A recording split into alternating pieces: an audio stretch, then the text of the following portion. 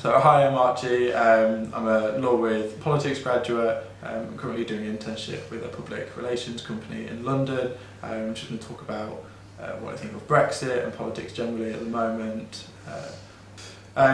So going to the beginning, in 2016, I was both a Conservative supporter and in favour of leaving the European Union. I remember having many conversations at school, at home, but unfortunately I was 6 days too young to vote in the referendum. And I think I supported leave because there was promises made that I think made sense. I bought into that which was explained and suggested by the likes of Michael Gove, Boris Johnson, obviously them both being Conservatives, myself aligning with the Conservatives at that time. It felt right that I agreed with them, and like I said, had I been able to vote in 2016 I would have campaigned and voted to leave. And then today I am at the complete opposite to what I was back in 2016. I'm now a member of the Liberal Democrats, have been for 3 years. I founded the Liberal Democrat Society at my university.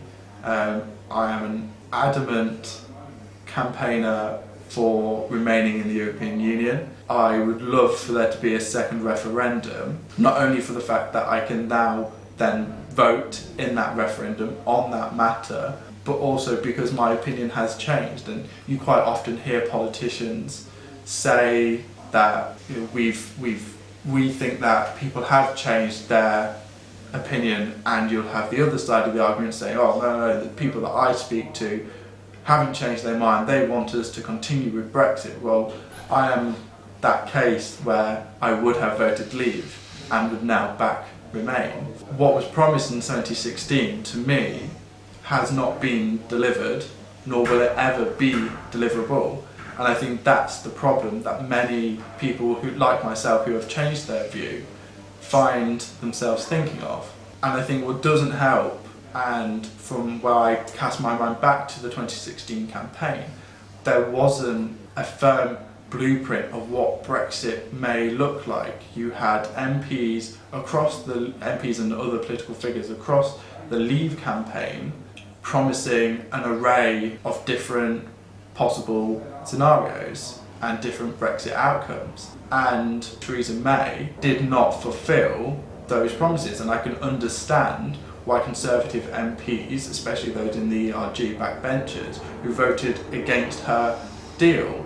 Don't get me wrong, I think Theresa May made life more difficult for herself, calling the 2017 election, which was disastrous, and I voted for the Conservative Party because at that point I wanted there to be a consensus, I wanted there to be a deal, I wanted us to get on with Brexit and deliver Brexit. I respect democracy, and that is why I fundamentally believe that now, with the deal put back to the people in a referendum, yes or no, this is your deal.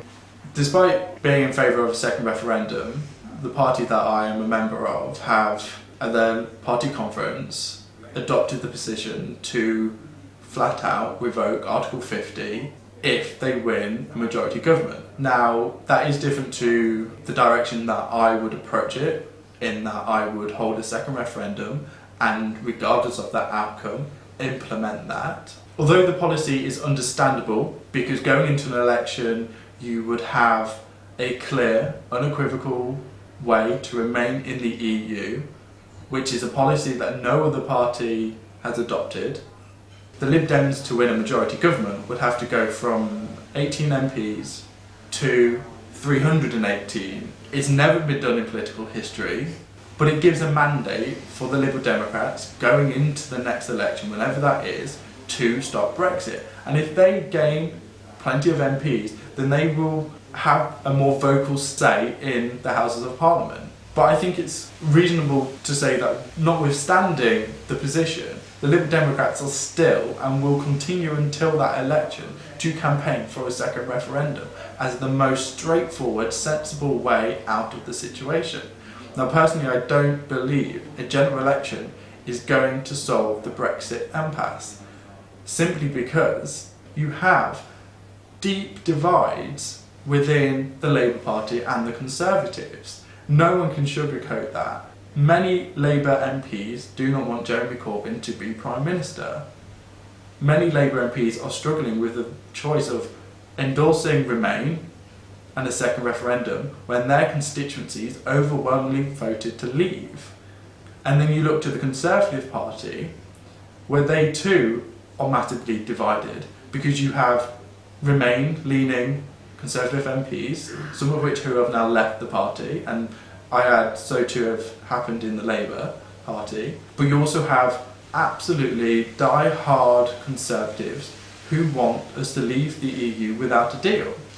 And then you look at the government policy, where it is 31st of October, do or die, and then you look at the way in which Boris Johnson has handled rebels in his party. Taking away the whip from 21 Conservative MPs demonstrates to a T how divided the Conservative Party are. And most of those who defied the government on the Ben bill did so to avoid no deal, and many had backed the previous government to deliver a form of Brexit. And the way that they have been treated will mean that there are many Conservative backers up and down the country who also feel isolated because they too support Remain or not to go down the no deal path. So when you go to voters and you ask them to vote in a general election, not only are you asking them to focus on Brexit, but you're also asking them to focus on many other policy areas. How do you expect someone to do that? Because Labour voters are then torn between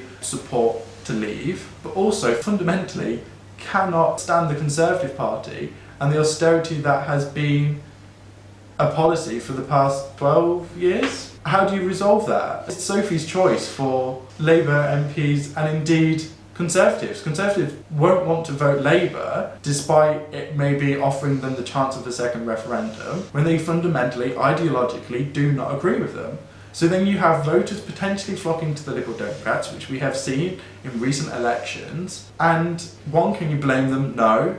Two, do they really want to do it? Probably not. But they're left stuck. And if the Lib Dems gain seats, which they're expected to do, that's only going to edge away from the Conservative majority chances and the Labour majority chances. Jeremy Corbyn is the most unpopular opposition leader in the past 50 years. Boris Johnson's approval ratings are much better. So the public are voting in an electoral system that doesn't represent the country and are being asked to split their views across different policy areas and different parties. So no, I don't think that a general election will resolve that matter in any way, shape or form, which is why I absolutely believe that a second referendum is the only logical way forward, because it takes away all the other factors of policing, housing, the environment. It focuses just on Brexit and give people that choice. They can make that decision. And I think it absolutely defines what has happened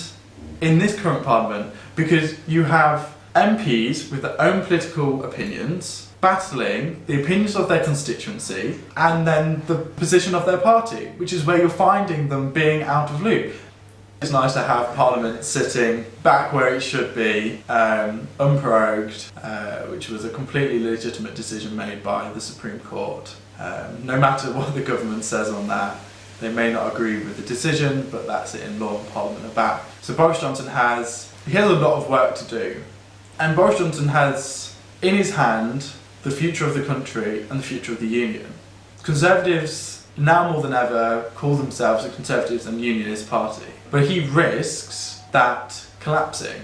So yes, Boris should continue at full rate trying to get a deal. I think his only way forward, and I think Theresa May had the same option, is to attach whatever deal Boris Johnson returns, even if it's the exact same, is to attach a confirmatory referendum on that deal. Members across the House, the Liberal Democrats, the majority of the Labour Party, the SNP, Plaid Cymru, Greens, Independent Group for Change have all said, put the deal back to the people, put the deal back to Parliament with a confirmatory vote, and they will support it. If he doesn't do that, no deal is stood in front of us. But then we have to take into account the Ben bill and what that means for Johnson. The Ben bill means that the Prime Minister has to ask for an extension of Article 50 should he not have a renegotiated deal. Going forward, Johnson needs to put that deal, whatever it is, to the British people in a referendum. It is his only way to get through Brexit, and then he is free to call a general election, to call a Queen's speech if he is successful, to set out his future government. The second referendum has to come before a general election. So when it comes to a second referendum, confirmatory referendum, I'm torn between what should be on the ballot paper. I think the three biggest options going forward are Remain, the withdrawal agreement, and no deal. To put the three options on the ballot paper is unfair. It would split the Brexit vote and would more than likely, although I would prefer the outcome, it would more than likely return a Remain vote.